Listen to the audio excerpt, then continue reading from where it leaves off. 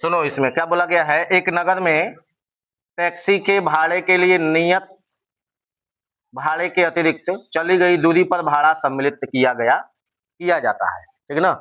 मतलब कुछ दूरी का भाड़ा नियत रखा गया है और उसके बाद अतिरिक्त दूरी जो चली जा रही है उसका भाड़ा अलग से लिया जा रहा है। समझ रहे हो ना, दो प्रकार से भाड़ा लिया जा रहा है। निश्चित दूरी का भाड़ा अलग है और आगे चली गई दूरी का भाड़ा अलग है। समझ रहे हो ना, कुछ निश्चित दूरी के लिए भाड़ा एकदम निश्चित रखा गया है कि इतना दूरी जाने के लिए आपको इतना भाड़ा देना ही पड़ेगा। उसके बाद आगे जब जाइएगा तो उसको प्रति किलोमीटर के हिसाब से आगे जोड़ करके भाड़ा देना पड़ेगा। समझ में आया? तो हम लोग दो तरह से इसको मानेंगे, एगो को x मानेंगे और एगो को y। तो लिखेंगे माना कि नियत भाड़ा बराबर x रुपया तथा प्रति किलोमीटर चली गई दूरी के भाग का भाड़ा प्रति किलोमीटर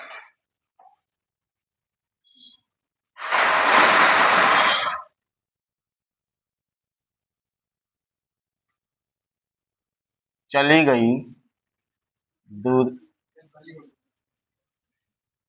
गई दूरी का भाड़ा बराबर y रुपया। मतलब आगे जैसे ही प्रति किलोमीटर बढ़ा जा रहा है, मतलब 1 किलोमीटर बढ़ा जा रहा है, जैसे जैसे आगे बढ़ा जाएगा वैसे वैसे अतिरिक्त भाड़ा बढ़ता जाएगा, ठीक ना। अब आगे देखो, कहा गया है 10 किलोमीटर दूरी के लिए भाड़ा, 10 किलोमीटर कोई व्यक्ति जा रहा है, ठीक ना, तो वह कितना भाड़ा दे रहा है, 105 रुपया, ठीक ना। तो पहला स्थिति है,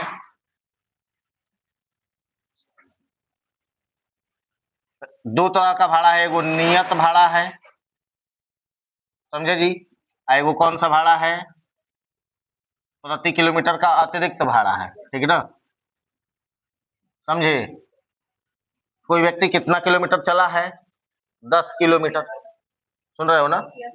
तो नियत भाड़ा तो x देना ही पड़ेगा, इसमें प्लस करना पड़ेगा अतिरिक्त दूरी वाला भाड़ा, ठीक ना। तो ये y रुपया था, 10 किलोमीटर चला तो 10 y रुपया बराबर कुल कितना, 105। समझ में आया? तो पहला समीकरण हम लोगों का क्या बना, x प्लस 10y बराबर 105। फिर दूसरी स्थिति में, फिर इसमें भी नियत भाड़ा और दूसरा जो है अतिरिक्त भाड़ा। यह x है और ये y है। कितना किलोमीटर चला है, 15 किलोमीटर, तो 15 y हो जाएगा 15 किलोमीटर का भाड़ा।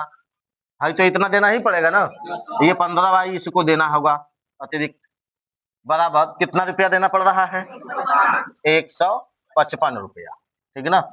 अब समीकरण क्या बन गया, x प्लस 15y बराबर 155। दो समीकरण बन गए, इन्हीं दोनों को हल करके हम लोगों को x और y का मान निकाल लेना है। उसके बाद जो है 25 किलोमीटर जब चलेगा तो उसका भाड़ा अलग से निकाला जाएगा, ठीक है ना। तो देखो, तो लिखेंगे किसी एक समीकरण को हल कर लेते हैं, तो लिखेंगे समीकरण 1 से, ठीक है ना, क्या है, x प्लस 10y बराबर 105, केवल x बराबर 10y होने चला गया, 105 माइनस 10y। देखो आराम से समझो इसमें, ठीक है ना। ये इस चैप्टर से बहुत अच्छा क्वेश्चन पूछा जाता है, आसान भी होता है, ठीक है ना, नंबर भी बढ़िया रहता है, 5 नंबर 6 नंबर का एगो क्वेश्चन रहता है और बहुत आसान होता है, भारी नहीं होता है। थोड़ा सा दिमाग लगाइएगा बन जाएगा, समझ रहे हैं, इसलिए आराम आराम से इसको समझिए, ठीक है ना। x का यह जो मान अब मिल गया, अब आप जानते हैं कि x का यह मान किस में रखा जाएगा, दूसरे समीकरण, ठीक है ना। तो लिखेंगे x का मान समीकरण 2 में रखने का, x का मान समीकरण 2 में रखने पर रह जाए x है, x की जगह पर 105 माइनस 10y रखा गया, फिर प्लस में 15y है बराबर 155। 105 माइनस 10y प्लस 15y बराबर, अब भाई घटेगा देखिए तो प्लस में 5y हो गया, 15y में से 10y घट गया तो प्लस में 5y। कहाँ है प्लस में 5y? जब दो अलग अलग चिन्ह वाले पद होते हैं ना, एक ही जाति के जब दो अलग अलग चिन्ह वाले पद हो तो बड़े वाले में से छोटे वाले को घटा देते हैं और बड़े वाले का चिन्ह लगा देते हैं, ठीक है ना, समझे ना। भाई 15y बड़ा था, 10y छोटा है, तो 15y में से 10y घटाए तो 5y आया, चिन्ह किसका लगेगा? बड़े वाले का, तो इसका चिन्ह प्लस में है तो प्लस में लगा दिए। अगर ये माइनस में होता तो यहाँ माइनस लगता। समझ में आया? एक जैसा जब दोनों का चिन्ह होता है तो दोनों को जोड़ के जो चिन्ह होता है वह चिन्ह लगा देते। स्कूल जाना है कल, तो स्कूल जाना है तो वीडियो देख लीजिएगा तो पूरा खत्म करेंगे आज, समझ रहे हैं ना। आज छुट्टी होना चाहिए, आज छुट्टी नहीं है। सुनो, अब क्या होगा, ये घटेगा तो 50 हो गया, घटेगा तो 50 से ना आएगा 5y, तो y बराबर 50/5, कट के 10 आ गया, y का मान आ गया जी 10। अब y का यह मान इन दोनों में से किसी भी एक समीकरण में रखा जा सकता है, तो लिखेंगे y का मान समीकरण 1 में रखने पर, तो देखो समीकरण 1 है x प्लस 10 गुणे 10 बराबर 100। अब 10 में 10 का गुणा हुआ तो 100, तो x बराबर 105 माइनस 100, घटेगा तो x मिल गया। अब x और y दोनों मिल गया, तो अतः अब आगे क्या लिखेंगे, x को क्या माना गया था, नियत भाड़ा ना, तो लिखेंगे अतः नियत भाड़ा बराबर कितना रुपया, 5 रुपया, तथा अतिरिक्त भाड़ा बराबर 10 रुपया। प्रति किलोमीटर का जो अतिरिक्त भाड़ा है वो 10 रुपया। अब प्रश्नानुसार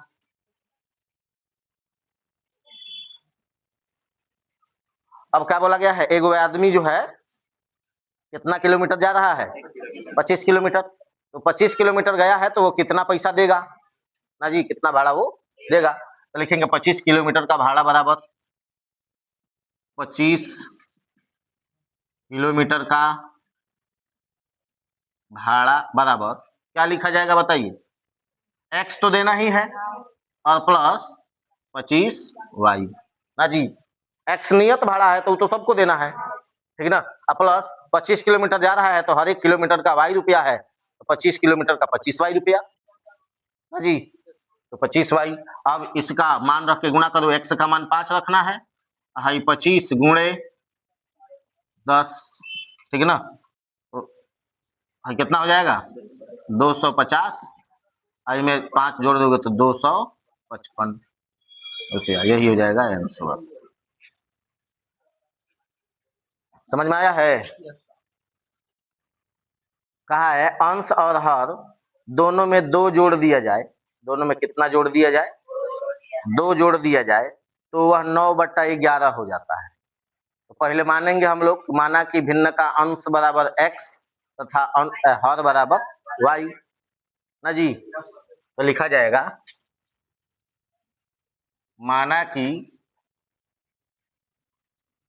भिन्न का अंश बराबर x तथा भिन्न का हर बराबर y, ठीक है ना, तो अभिष्ट भिन्न कितना होगा,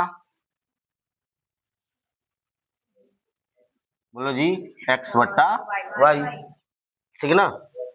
अब प्रश्नानुसार आगे चला जाए तो स्थिति 1 में क्या कहा गया है, देखो इधर अंश लिखा गया है, चाहे अंश और हर नहीं लिखेंगे,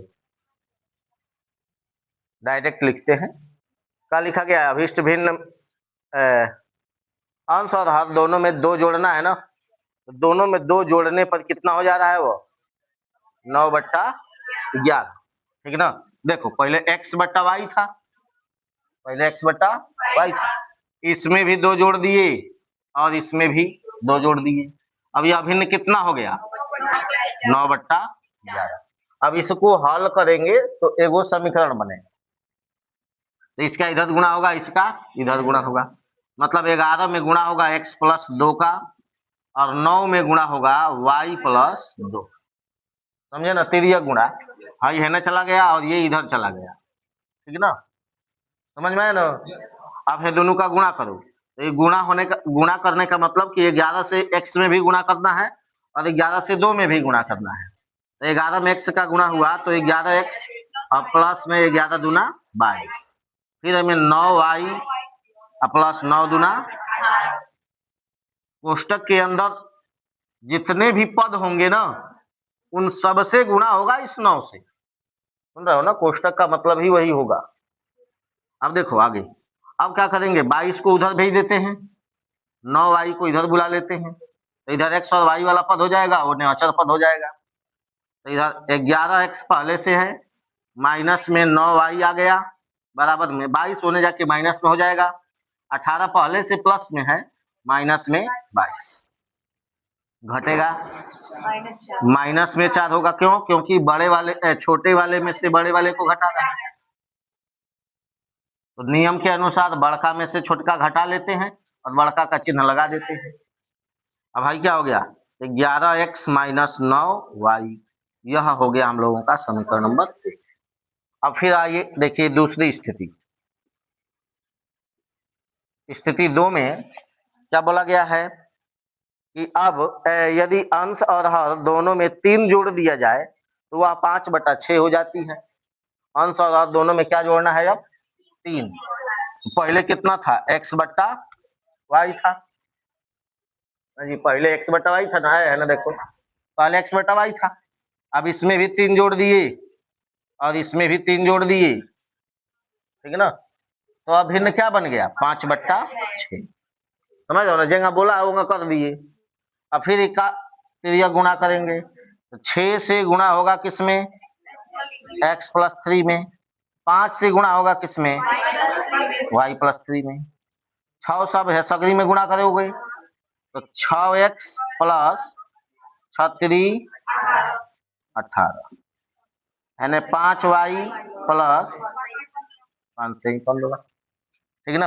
अब देखो, अब इनमें से इसको इधर ले आओ, तो 6x माइनस 5y बराबर 18 होने जाएगा, 15 माइनस 18 कहाँ लिखे हैं, 15 यानी प्लस में दिखाई दे रहा है, तो वो तो अपने जगह पर है ही। 18 होने गया तो ये माइनस प्लस में था, उधर जाकर क्या हो जाएगा, माइनस में। समझ में आया। अब समीकरण क्या बनेगा, 6x माइनस 5y बराबर 15 में से 18 घटेगा तो माइनस में 3। यह हो गया हम लोगों का समीकरण नंबर 2। अब इन्हीं दोनों समीकरणों को हल करके x और y का मान निकाल लेना है, ठीक है ना जी। तो किसी एक समीकरण को हल करके हम x का मान निकालेंगे चाहे y का मान निकालेंगे, तो कौन से हल करें, इसी से कर लेते हैं। लिखेंगे समीकरण नंबर 2 से है क्या, 6x माइनस 5y बराबर माइनस में 3। हम x का मान निकालना चाह रहे हैं, क्या निकालना चाह रहे हैं, तो केवल 6x को इधर छोड़ देते हैं और बाकी सब उन्हें भेज देते हैं, तो -5 होने जाके +5y हो जाएगा, तो 5y प्लस में लिख लिए, माइनस में 3। समझ में आया ना। आप केवल x चाह रहे हैं, तो 5y माइनस 3/6, 6 और x से गुणा में है, 6 जब इधर आएगा तो भाग में हो जाएगा, ठीक है ना। x का यह मान जो आया है, अब यह मान इन किस में रखा जाएगा, पहले समीकरण, क्योंकि वो 2 से मान निकाले हैं, तो इस मान को किस में रखेंगे, पहले में। तो जहां x है वहां पर अब क्या रखा जाएगा, 5y माइनस 3/6 है, लिखेंगे x का मान समीकरण नंबर 1 में रखने पर, देखिए 11 देखो पहले से है, समीकरण 1 में 11 पहले से है, x की जगह पर क्या रखा जाएगा, अब 5y माइनस 3/6 पूरा रख लिए x की जगह पर, माइनस में 9y है और बराबर माइनस में 4, बस अब इसी को हल करना है। देखो कटने वाला तो है नहीं, तो 11 से है सगरी में गुणा होगा, 11 पचे 55y, 11 तिया 33 बट्टा में 6, माइनस में 9y बराबर -4, 6 सही में गुणा होगा ना जी। 55y माइनस 33 माइनस 6 नवा 54y, और फिर बट्टा में 6 रहेगा, सबका एलसीएम बन गया ना अभी, बराबर माइनस में 4। 55y में से 54y घटा लो, केवल y बचा ना जी। 55 गो y में से 54 गो y घट गया तो केवल माइनस में 33 बट्टा 6 बराबर माइनस में 4। 6 का होने जाके गुणा हो जाएगा 4 से, तो y माइनस 33 बराबर 6 चौका माइनस में 24। केवल y चाहिए हमें, केवल y चाहिए तो 33 को उन्हें भेजना पड़ेगा, तो y बराबर 33 प्लस में हो गया, उधर जाकर के इन्हें माइनस में था, उन्हें जाकर के प्लस में हो गया, अब माइनस में 24 तो पहले से था ना इधर, अब घटा लो, 13 में से 9 जाएगा तो 4 जाएगा तो 9, y का मान कितना आ गया, अब y का मान मिल गया हमें, तो y का यह मान किसी भी एक समीकरण में रखकर x का मान निकाल सकते हैं ना जी। तो किस में रख दे, लो रख लेते हैं, लिखते हैं समीकरण, अच्छा y का मान समीकरण 2 में रखने पर, तो देखो 6y x है, 6x माइनस 5 इंटू वाई की जगह 9 बराबर -3, 6x माइनस 45 होगा ना, ये उधर जाएगा तो प्लस में 45 हो गया, -3, 6x बराबर घटेगा तो कितना आ जाएगा 42, x बराबर 42 बट्टा 6, 6 सत्ते 42, x बराबर 7। अब आगे क्या लिखा जाएगा, अतः देखो x का मान कितना आ गया 7, y का मान कितना आ गया 9, तो अभिष्ट भिन्न कितना हो गया,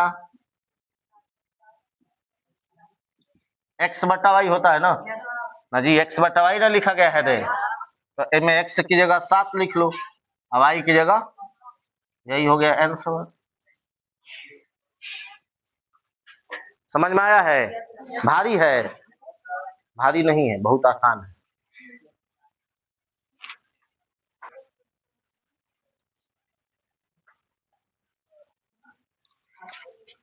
देखो लिखा जाएगा, माना कि जैकब की आयु बराबर x वर्ष, कैसी आयु, वर्तमान आयु ना,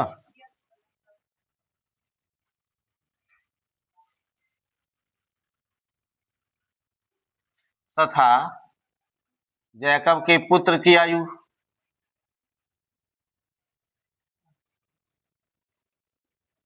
पुत्र की वर्तमान आयु बराबर कितना y वर्ष, ठीक है ना जी। अब फिर आगे देखो क्या बोला है, इसमें भी 2 कंडीशन है। पहले कंडीशन में बाद की बात हो रही है ना, वर्तमान आयु बाद की बात हो रही है, ठीक है ना, बोला है ना कि 5 वर्ष बाद जैकब की आयु उसके पुत्र की आयु से 3 गुनी हो जाएगी, ठीक है ना, जैकब की आयु पुत्र की आयु से कितना गुना हो जाएगा 3 गुना, ठीक है ना। तो क्या होगा पहला कंडीशन,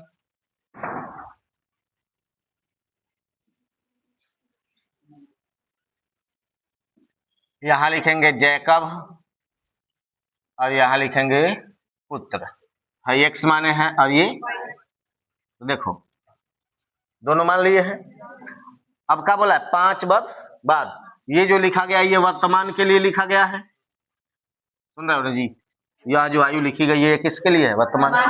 5 वर्ष बाद के लिए क्या लिखी जाएगी? तो यह भी 5 वर्ष बड़ा होगा और यह भी 5 वर्ष, मतलब 5 वर्ष बाद इनकी आयु जो होगी वह दोनों में क्या करना पड़ेगा? 5-5 वर्ष जोड़ना पड़ेगा।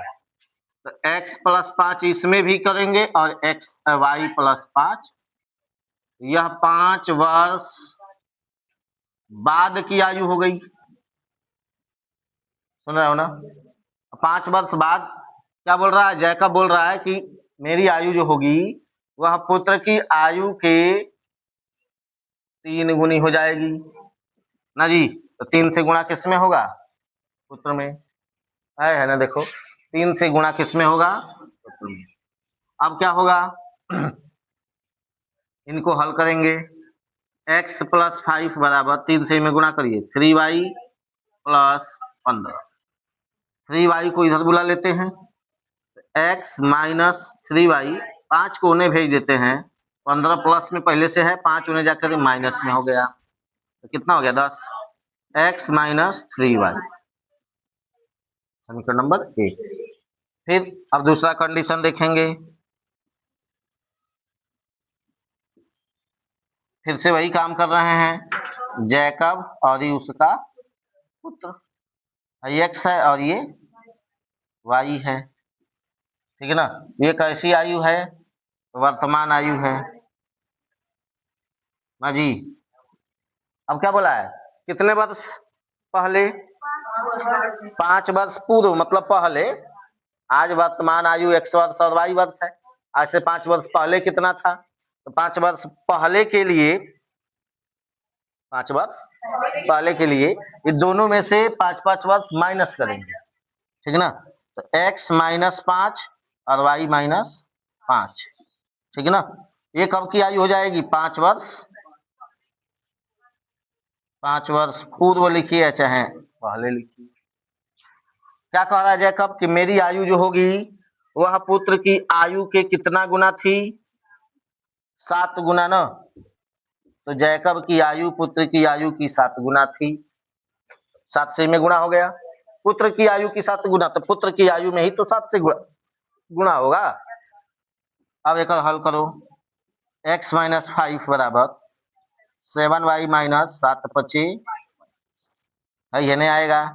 x माइनस 7y 5 होने जाएगा, तो प्लस में 5 हो गया, माइनस में 35 घटेगा, तो माइनस में 30, x माइनस 7y, समीकरण नंबर 2। समझ में आया? समीकरण नंबर 2 बन गया। अब इन दोनों को हल करना है और x और y का मान निकाल लेना है। देखिए क्या करें, अब कौन एगो समीकरण से हल करते हैं। लिखेंगे समीकरण नंबर 1 से, ठीक है ना। एक क्या है? x माइनस 3y बराबर 10। x बराबर 10 में से 3y घटेगा कि जुटेगा? यही होने जाएगा तो प्लस में ना हो जाएगा। x का मान यही हो गया 10 प्लस y 3y है। अब x का यह मान किस में रखा जाएगा? समीकरण 2 में। आगे लिखेंगे x का मान समीकरण 2 में, देखो तो x पहले ही लिखा गया है ना, तो x की जगह पर इतना लिख देना है, तो 10 प्लस 3y एक एगो कोष्टक में डाल दो ताकि पता चले कि x का मान है। माइनस में 7y है, बराबर में कितना है? माइनस में 30 है, ठीक है ना। अब भाई हल करो, तो 10 प्लस 3y माइनस में 7y माइनस में 30। अब देखो तो 7y, 3y में से 7y घटाओगे तो कितना आएगा? माइनस में 4y, 10 इन्हें पहले से है, माइनस में 30 इधर पहले से है, 10 होने जाएगा, तो माइनस 30 पहले से है, 10 उधर जाके भी माइनस में हो गया, माइनस में 4y, तो माइनस 4y बराबर है, दोनों माइनस में है, माइनस में 40 हो जाएगा ना जी। केवल y बराबर माइनस 40 बट्टा माइनस 4। अब भाई माइनस 4 है ना, बट्टा में आया है, ये नहीं कि होने गया तो प्लस 4 हो गया तो सब गड़बड़ हो जाएगा। समझ में आया ना? अगर y के साथ ये प्लस या माइनस में होता तब उधर जाता तो प्लस में होता, समझ रहे हो ना? लेकिन ये किस में है?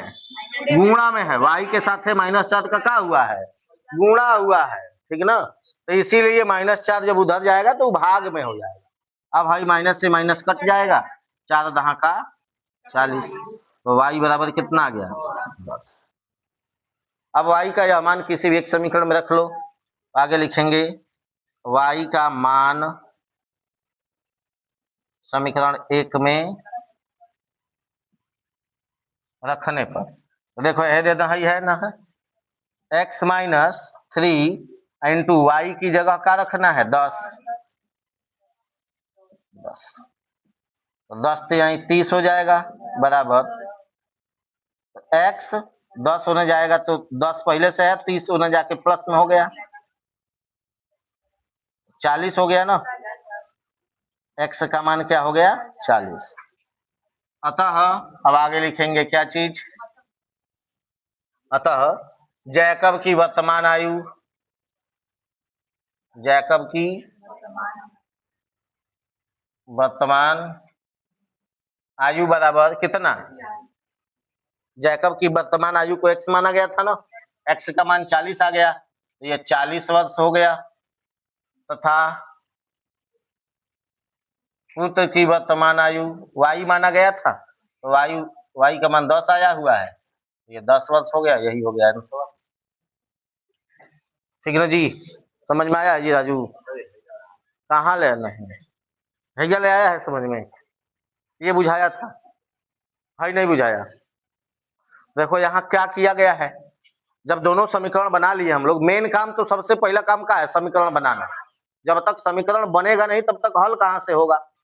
समीकरण बनाने का सबसे पहले उपाय है, देखो कितना आसान कर दे रहे हैं, ठीक है ना? नहीं तो डायरेक्ट अगर लिख दे तो आपको नहीं बुझाएगा कि कहाँ से कहाँ तक किए।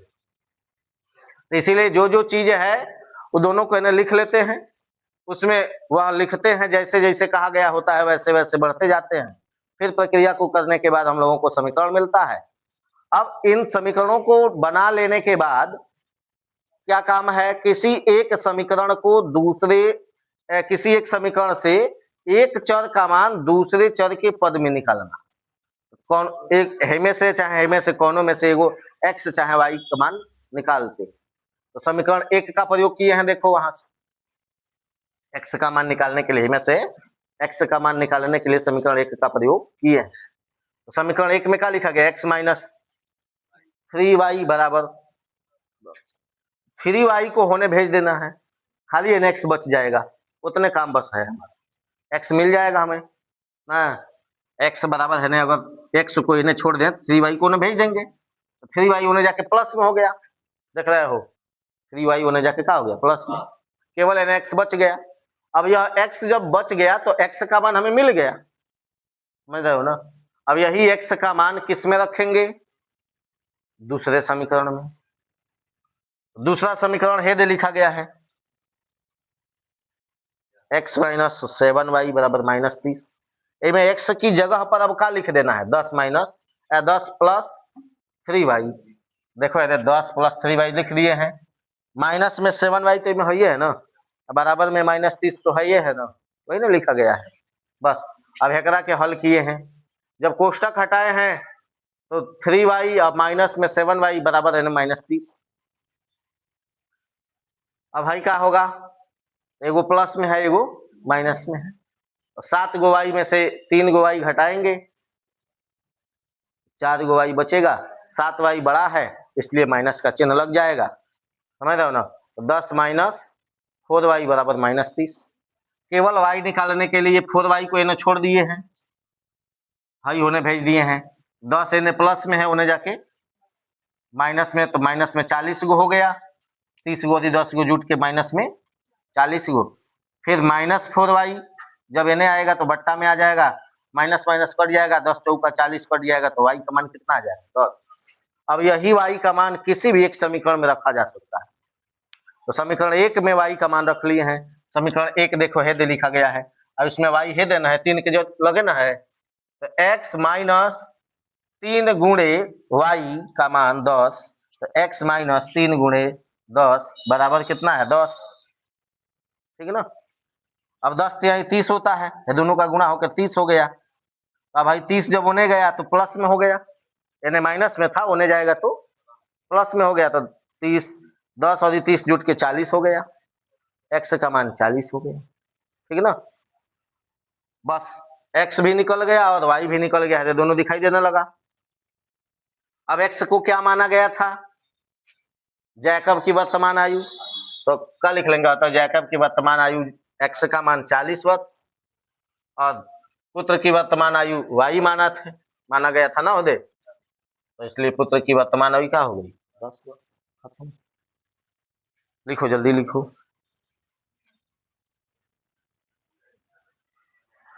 देखो 7वां में कहा है एक छात्रावास के मासिक व्यय का एक भाग नियत है। छात्रावास है, छात्रावास मतलब समझते हो, हॉस्टल है, ठीक है ना। और उसमें मासिक व्यय का मतलब जो भाड़ा लग रहा है, सुन रहे हो ना, उसमें मासिक व्यय का एक भाग नियत है, मतलब कुछ महीने का या कुछ दिन का भाड़ा जो है नियत रखा गया है। जैसे ऊपर वाला सवाल अभी बनाया गया था ना नियत भाड़ा वाला, वैसे ही इसमें मासिक व्यय का एक नियत भाग रखा गया है।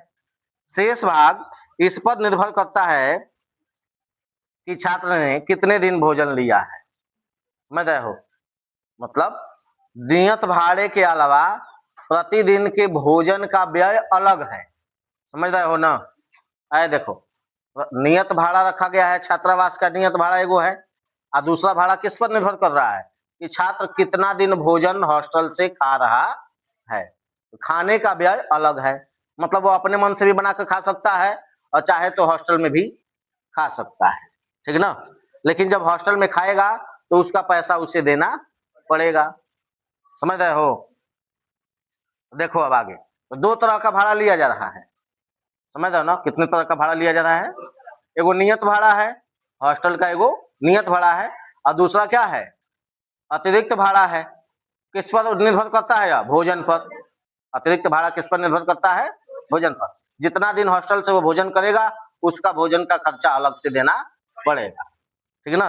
आगे देखो, जब एक विद्यार्थी ए को, कोई एगो विद्यार्थी ए है, ए को 20 दिन भोजन करता है, जो कितने दिन भोजन कर रहा है, तो 20 दिन भोजन किया है तो कितना पैसा दे रहा है 1000। समझ रहे हो ना। अब देखो अब आगे क्या बनेगा, ऐसे ही अगला भी हो सकता है। देखिए तो क्या लिखेंगे इसमें, माना कि छात्रावास का नियत भाड़ा है, नियत भाड़ा बराबर छात्रावास का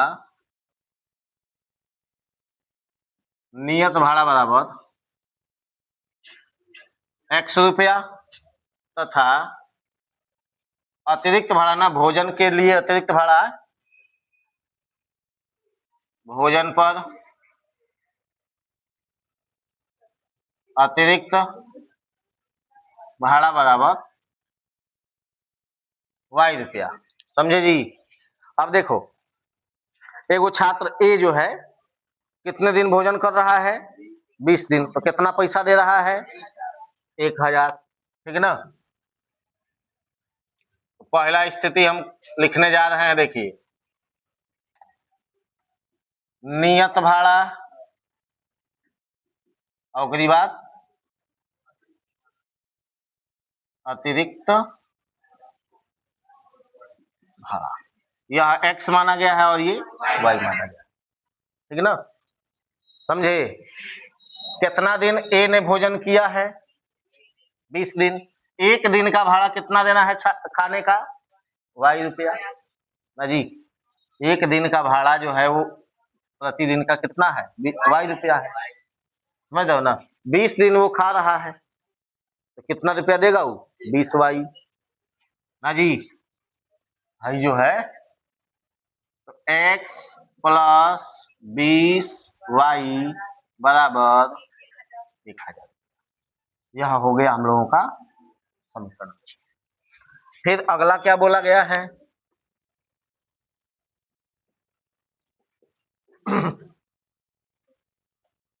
देखो फिर से नियत भाड़ा और अतिरिक्त भाड़ा लिखेंगे। यह x और ये y है। लेकिन अब वो कितना दिन भोजन कर रहा है? भाई ए के लिए लिखा गया है, सुन रहे हो ना? ये किसके लिए लिखा गया है? ए के लिए। अब बी के लिए लिख रहे हैं, समझ रहे हो? तो बी देखो क्या कर रहा है। बी 26 दिन भोजन कर रहा है, तो उसको भी 100 रुपया देना है और प्लस में 26 वाई रुपया देना है। कितना पैसा देना होगा उसको? कुल कितना रुपया दे रहा है? 1180 रुपया अदा कर रहा है, ठीक है ना? कह रहा है कि नियत और प्रतिदिन के भोजन का मूल्य ज्ञात कीजिए, ठीक है ना? तो भाई जो है नियत अतिरिक्त भाड़ा जो है वो प्रतिदिन का भोजन का मूल्य है, सुन रहे हो ना? ये क्या है? ये प्रति दिन के भोजन का मूल्य है, समझे? अतिरिक्त भाड़ा किसके लिए लग रहा है? प्रतिदिन भोजन पर लग रहा है। अब ये हो गया हम लोगों का समीकरण नंबर 2। किसी एक को हल करके x का चाहे y का मान निकालते हैं। लिखेंगे समीकरण 1 से, देखिए x प्लस 20y बराबर 1000 है। x बराबर क्या हो जाएगा? 1000 माइनस 20y। यह x का मान निकला। x का मान किस में रखेंगे? समीकरण 2 में। तो लिखेंगे x का मान समीकरण 2 में रखने पर 1000 माइनस 20y, x का मान हो गया केवल, इधर देखो ये केवल x का मान हो गया, और प्लस 26y बराबर 1120, ठीक है ना? 1000 माइनस 20y और प्लस में 26y बराबर 1180, ठीक है ना जी? अब क्या होगा? इधर से 1000 है, देखो 26 गो वाई में से 20 गो वाई घटेगा तो 6 गो वाई बचेगा ना, तो प्लस में 6y बराबर इन्हें कितना है? 1180। अब 1000 उन्हें भेज दो, तो 1180 माइनस 1000 आने से कितना बचा? 6y घटेगा तो कितना बचेगा? 180। y बराबर 180 बट्टा 6, 36 18 30 होगा ना, तो y बराबर 30। अब y का मान किसी एक समीकरण में रख लेते हैं। आगे लिखेंगे y का मान समीकरण 1 में रखने पर, तो x प्लस, देखो 20 गुणे 30 हो जाएगा ना y की जगह, बराबर है ना कितना? 1000। x प्लस हाई गुणा होके कितना हो जाएगा? 600 बराबर 1000। x बराबर 600 होने गया तो माइनस हो जाएगा, तो 1000 माइनस 600 कितना आ जाएगा? अतः x क्या माना गया था? नियत छात्रावास का नियत भाड़ा। लिखेंगे अतः छात्रावास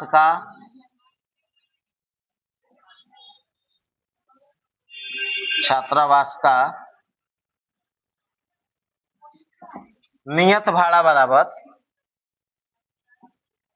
400 रुपया तथा प्रतिदिन का भोजन का मूल्य, यही ना है, प्रति दिन के भोजन का मूल्य बराबर 30 रुपया। मतलब 30 रुपया प्लेट प्रतिदिन भोजन वहां मिल रहा है, कोनो ज्यादा थोड़े ले रहा है। लिख लो, बहुत जल्दी ही तुमको मिठाई मिलेगा, घबराओ मत।